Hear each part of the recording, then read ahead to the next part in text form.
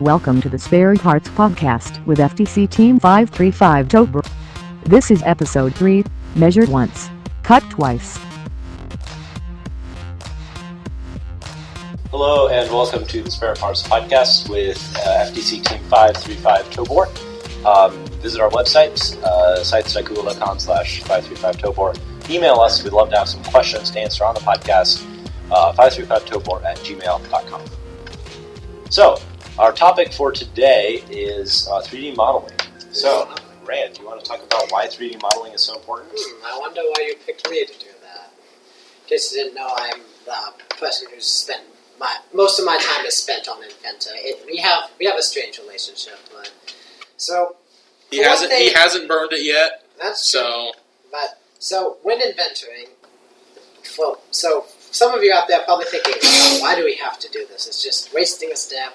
I can make this out of cardboard and then make it in real life. Why do we have to do this step? So one thing to remember, first of all, you have to have a 3D. You have to have a 3D paper. You have to have a paper with a 3D drawing of your robot, an isometric drawing from some kind of 3D modeling software, whether it's Inventor or PTC. Well, PTC just a design. clarification of the rules. I don't think you have to have the drawing. You do have to have the bill of materials, which That's true. is much easier to do with 3D modeling, but we'll get into that. But so really, the big advantage that you get from 3D modeling is being able to make mistakes without having, enormous consequences. So if you're 3D modeling, you're assembling your basic robot, you're like, okay, I want to put these things in with here. You can do it on Inventor, and then look at it, and it's very easy to do on Inventor. It's maybe 2 or 3 constraints. And you look at it, and then you can say, oh, wait a second, this doesn't fit in an 18 by 18 box. So wait a second, this gear is slicing through this channel. That doesn't work. So 3D modeling, wherever you do it, it allows you to really get a feel for where things are going to go in your robot and make sure that they can go there. It allows you to quickly make and see this 3D device that you're going to make without having to worry about drilling out this big part, and all of a sudden when you try and put it on there, it doesn't work. Yeah, so that's very important. Another thing that you can do with 3D modeling is you can 3D print stuff. And I know a lot of teams aren't fortunate enough to have 3D printers, but a lot of teams are. We actually have 3 3D printers right now, partially because we also have an engineering program at our school, but also because we got grants for the robotics teams. So if you have a 3D printer, you can print really whatever kind of parts you want. And there are a lot of industry, there's a lot of industry that has 3D printers now. It's becoming a really popular thing in terms of manufacturing. So you can 3D design, you can 3D model whatever part you want, custom parts that might be really difficult to build, and just print them out of plastic. And now, we understand that not everyone has them, but it's easier to get one than you might think. So online, they're going to cost you a few $100s, but they're a lot cheaper than they used to be. It used to be only like colleges or prestigious universities could get these, but they're becoming much more available. And another thing to consider, if you have sponsors, helping fund you going to competitions, if one of those sponsors has a 3D printer, you could go send a delegation to talk to them about maybe using their 3D printer for maybe 1 or 2 parts. And I mean, if they're already funding you going to these competitions, I'm sure you could probably talk about them and working up some deal so that you could use their 3D printers, because it really is very useful. Yep, there might even be a team nearby that'll let you use their 3D printer. I know that we've let other schools around use our 3D printer. If they have some parts that they need to print off.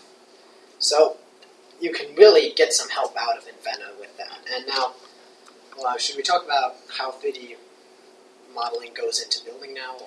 Yeah, so, 3D modeling, obviously, you get to predict everything that's going to happen during the building, or not everything, but most of the things that are going to happen during the building phase you can predict during 3D modeling, solve a lot of problems, and it's a lot easier to rebuild things on the computer than it is to do them in real life.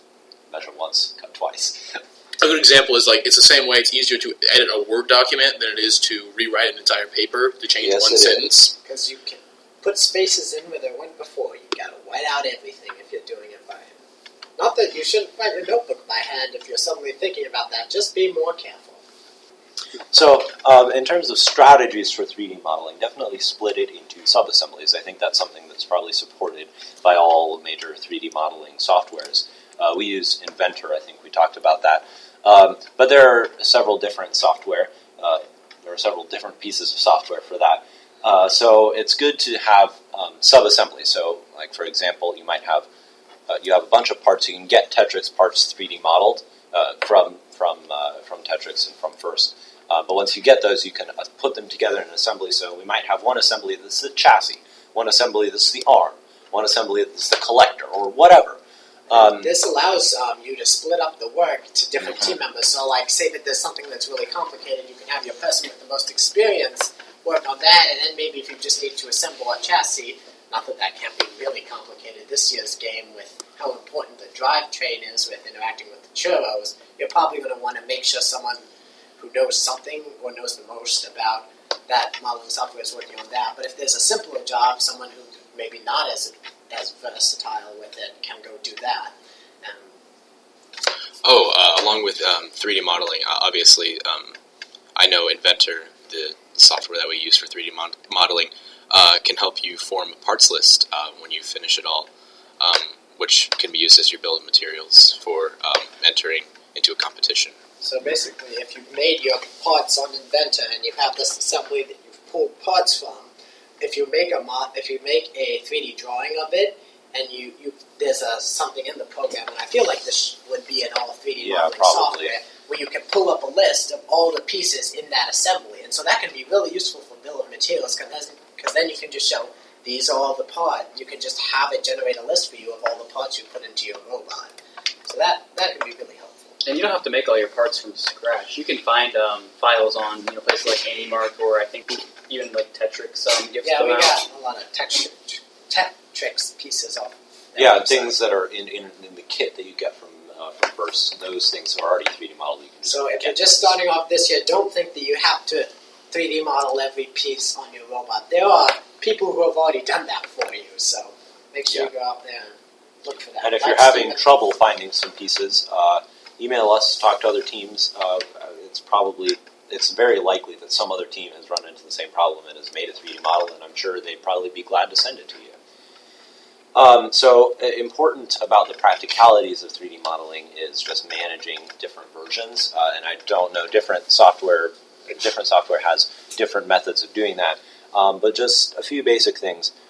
Date things and don't delete old versions, because it's very helpful both in terms of the engineering notebook and also in terms of and also in terms of seeing how your ideas progress, and you can go back and look, oh, hey, that was a good idea.